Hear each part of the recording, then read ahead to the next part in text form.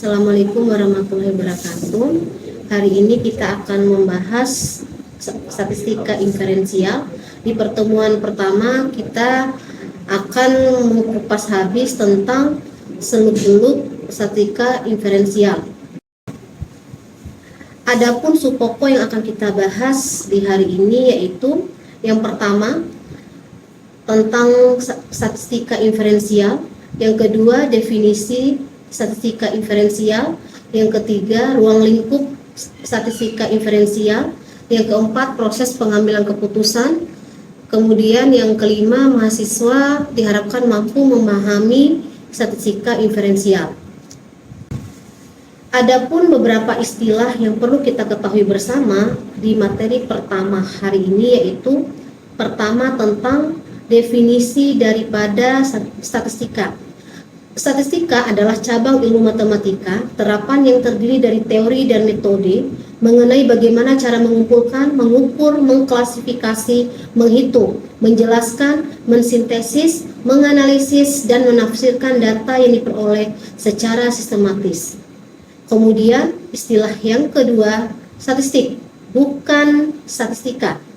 Statistik adalah kumpulan data, bilangan maupun non-bilangan yang disusun dalam tabel dan atau diagram yang melukiskan atau menggambarkan suatu persoalan.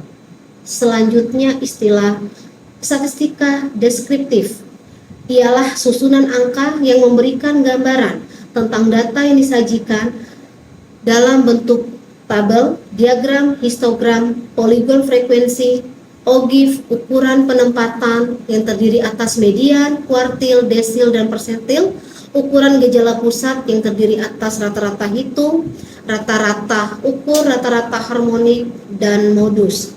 Kemudian simpangan baku, angka baku, kurva normal, korelasi, dan regresi linear sederhana. Selanjutnya, statistika inferensial yaitu metode-metode untuk menganalisis sampel dan populasi sehingga dapat ditarik kesimpulan tentang populasi dari sampel tersebut, membuat berbagai inferensi atau penarikan kesimpulan terhadap sekumpulan data yang berasal dari suatu sampel. Oke. Kemudian proses pengambilan keputusan. Proses pengambilan keputusan kita awali dengan identifikasi masalah. Di dalam identifikasi masalah, kita akan melakukan yang namanya observasi. Di dalam observasi akan terkumpul beberapa permasalahan yang segera harus kita selesaikan secara statistik. Setelah ada identifikasi masalah, di sini kita harus mengumpulkan beberapa data, baik itu data kualitatif maupun data kuantitatif. Kemudian dari data-data tersebut kita olah, maka akan menghasilkan beberapa informasi yang memang dibutuhkan oleh peneliti ataupun orang lain. Informasi-informasi tersebut harus berdasarkan atas pengalaman peneliti, kemudian teori, literatur, statistika induktif, kemudian ada beberapa perhitungan. Dari informasi-informasi itu kita dapat membuat suatu kesimpulan. Dari kesimpulan ini kita bisa mengambil keputusan. Keputusan apakah kita nanti berada pada hipotesis nihil atau berada pada hipotesis alternatif. Kemudian tujuan dari statistik pada dasarnya adalah melakukan deskripsi terhadap data sampel, kemudian melakukan inferensi terhadap populasi data berdasar pada informasi hasil statistik deskriptif yang terkandung dalam sampel. Dengan demikian, dalam prakteknya kedua bagian statistik tersebut digunakan bersama-sama. Umumnya dimulai dengan statistik deskriptif, lalu dilanjutkan dengan berbagai analisis statistik untuk inferensi. Di sini yang perlu kita ketahui bersama adalah ada beberapa istilah yang sangat penting seperti parameter. Pengertiannya hampir sama dengan statistik, perbedaannya hanya terletak pada sumber data yang digunakan. Statistik menggunakan sumber data yang berasal dari sampel, sedangkan parameter menggunakan sumber data yang berasal dari populasi. Data hasil observasi atau pengamatan yang telah dikumpulkan Data dapat berupa hasil pengukuran, misalnya data tinggi dan berat badan, hasil pengelompokan, misalnya jenis kelamin, hasil jawaban responden terhadap suatu kuesioner, misalnya tingkat kepuasan. Populasi dan sampel. Populasi adalah koleksi lengkap semua elemen yang akan diselidiki. Suatu koleksi dikatakan lengkap jika ia memuat semua subjek yang akan diselidiki. Kemudian sampel adalah sebagian koleksi anggota yang dipilih dari populasi. Populasi dan sampel, mengapa kita menggunakan data sampel? Alasannya yang pertama, biaya dan sumber daya. Yang kedua, waktu. Yang ketiga, ketelitian. Yang keempat adalah sifat merusak atau mengganggu. Kemudian perbedaannya antara populasi dan sampel bisa kita lihat dari segi definisi. Populasi adalah seluruh unsur yang memiliki satu atau lebih ciri karakteristik yang sama yang batasnya ditentukan oleh peneliti. Sedangkan sampel dari segi definisi adalah sebagian unsur atau anggota populasi yang dipilih untuk kebutuhan studi peneliti yang dianggap mewakili populasinya. Sedangkan dari segi simbolnya, populasi menggunakan huruf Yunani atau kapital, di mana simbol-simbol ini terdiri atas rata populasi, mu, kemudian simpangan baku, kemudian ukuran populasi itu dilambangkan dengan huruf N besar. Sedangkan sampel dari segi simbol, huruf kecil terkadang italik, rata X bar, kemudian X kecil itu simpangan baku, kemudian N kecil adalah ukuran sampel. Jenis-jenis statistik inferensial, yang pertama ada statistika parametrik dan yang kedua adalah statistika non-parametrik. Statistika parametrik didasarkan pada asumsi tertentu, misalnya data yang diambil dari populasi yang berdistribusi normal. Datanya memenuhi persyaratan sebagai berikut. Yang pertama, interval, yang kedua normal, kemudian yang ketiga homogen, yang keempat dipilih secara acak atau random, yang kelima linear. Contoh-contoh analisis statistik parametrik ini adalah pengujian hipotesis, regresi, korelasi, uji T, ANOVA, dan ANCOVA. Sedangkan statistik non-parametrik menggunakan sedikit asumsi atau bahkan tidak sama sekali, bebas berdistribusi. Statistika non-parametrik ini digunakan untuk menganalisis data berskala nominal dan ordinal. Non-parametrik dipakai apabila data kurang dari 30 atau tidak normal atau tidak linear. Seperti contohnya yaitu ada pada tes binomial, tes Chi kuadrat, Kruskal-Walsh, pretest MC-Nemer, tes standar, tes Wilcoxon, tes Walsh, tes Fisher, tes median, tes human whiteness, tes Run-Wolfowitz, tes reaksi sistem Moses, tes Kirchhoff-Run, koefisien kontingensi demand, tes Kolmogorov, tes Run, koefisien Run-Smerman-Bro, koefisien Rans dari Kendall, dan uji normalitas dari Littleforth. Metode sampling. Metode sampling di dalam statistika inferensial itu ada dua. Ada probabilitas sampling dan ada non-probabilitas sampling. Probabilitas sampling terdiri atas satu, simple random sampling, yang artinya pemilihan acak yang menjamin setiap anggota populasi memiliki peluang yang sama untuk terpilih sebagai sampel. Yang kedua, systematic random sampling, yaitu jika unsur yang dipilih sesuai dengan aturan tertentu, dibuat interval lalu sampelnya seperti umur produktif. Yang ketiga, stratified random sampling. Di sini populasi terdiri dari beberapa kelas atau kelompok. Setiap kelas diambil sampel secara acak. Yang keempat, cluster sampling. Populasi terdiri dari beberapa kelas atau kelompok. Sampel yang diambil berupa kelompok, bukan individu anggota, seperti area, wilayah, bidang, kelas-kelas dari prodi. Kemudian non-probabilitas sampling terdiri atas convenience, kemudian judgment, kemudian Kuato, kemudian Snowball. Selanjutnya, statistika inferensial digunakan untuk melakukan generalisasi dari sampel ke populasi dan uji hipotesis membandingkan atau uji perbedaan atau kesamaan dan menghubungkan, yaitu uji keterkaitan dan kontribusi. Berdasarkan ruang lingkup bahasannya, statistika inferensial mencakup 1. Probabilitas atau teori kemungkinan.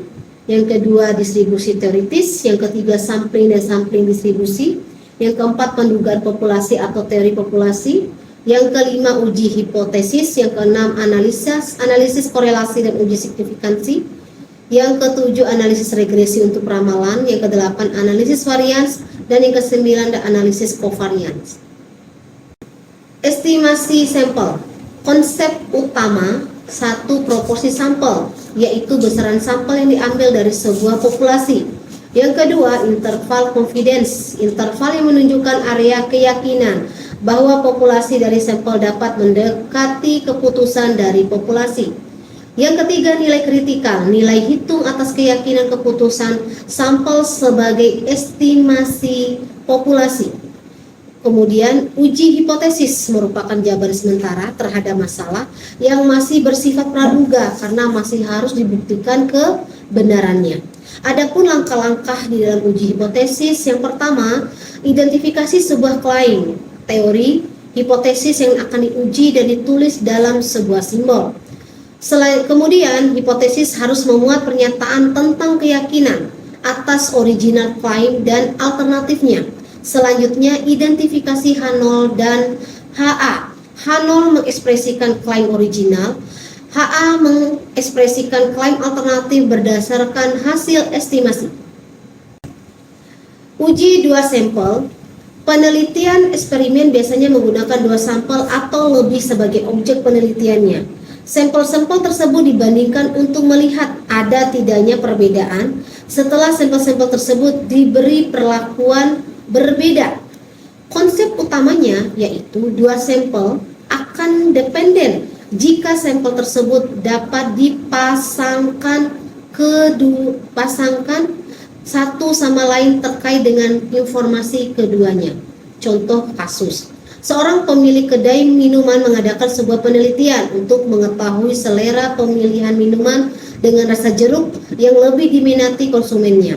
Sampel sebanyak 12 orang diambil dengan percobaan minuman dengan jeruk yang diperas dengan tangan sendiri, dan 10 orang dengan percobaan minuman jeruk yang diolah dari botol sirup dengan rasa jeruk. Sampel pertama memberikan penilaian dengan nilai rata-rata 93 dengan simpangan baku 6, dan sampel kedua dengan nilai rata-rata 60 dengan simpangan baku 7,5. Uji hipotesis kedua percobaan jenis minuman dengan alternatif keduanya tidak sama dengan taraf nyata 10%. Solusi atau pembahasannya adalah di sini permasalahannya yaitu ingin membandingkan selera konsumen jeruk yang lebih dinikmati dengan tangan sendiri atau diolah dengan botol sirup.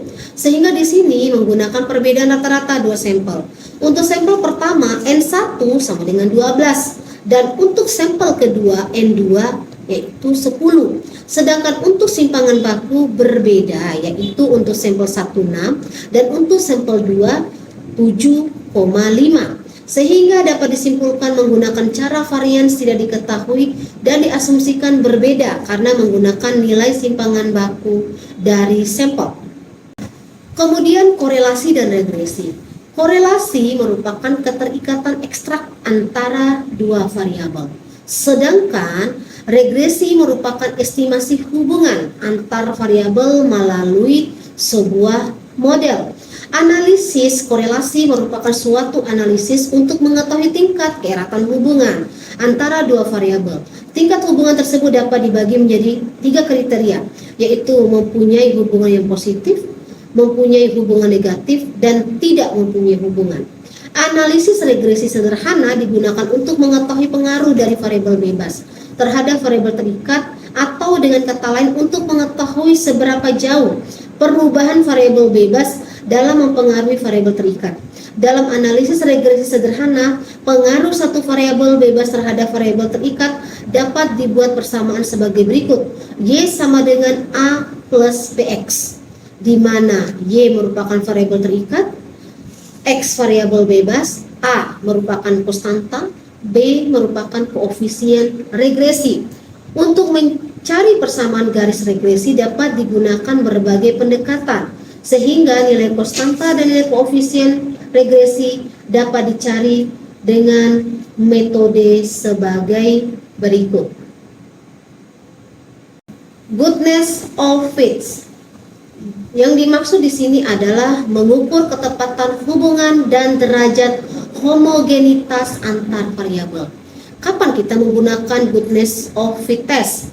Uji keselarasan atau goodness of fit test menentukan apakah sebuah populasi mengikuti distribusi tertentu.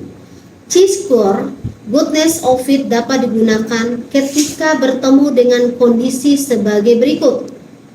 Pertama, metode sampel yang digunakan adalah simple random sampling. Yang kedua, variabel yang digunakan adalah kategorikal. Yang ketiga, nilai diharapkan pada sampel yang diobservasi minimal 5 dalam setiap level variabel.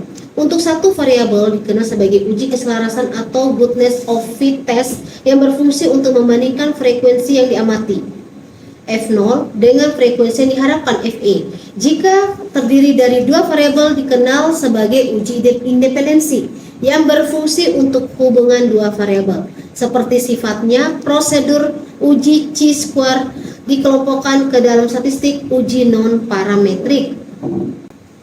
ANOVA. ANOVA digunakan sebagai alat analisis untuk menguji hipotesis penelitian yang mana menilai adakah perbedaan rata antara kelompok. Hasil akhir dari analisis ANOVA adalah nilai V-test atau F-hitung. Nilai F-hitung ini yang nantinya akan dibandingkan dengan nilai F-tabel. Jika nilai F-hitung lebih dari F-tabel, maka dapat disimpulkan bahwa menerima HA dan menolak H0, atau yang berarti ada perbedaan bermakna rata pada semua kelompok. ANOVA di sini yang perlu kita ketahui adalah untuk menguji apakah dua variabel atau lebih memiliki kesamaan berdasarkan rata-ratanya. Uji ANOVA terbagi menjadi dua, ada one way ANOVA dan ada two way ANOVA. Demikian yang bisa saya sampaikan, lebih kurangnya saya sampaikan permohonan maaf. Saya tutup. Wassalamualaikum warahmatullahi wabarakatuh.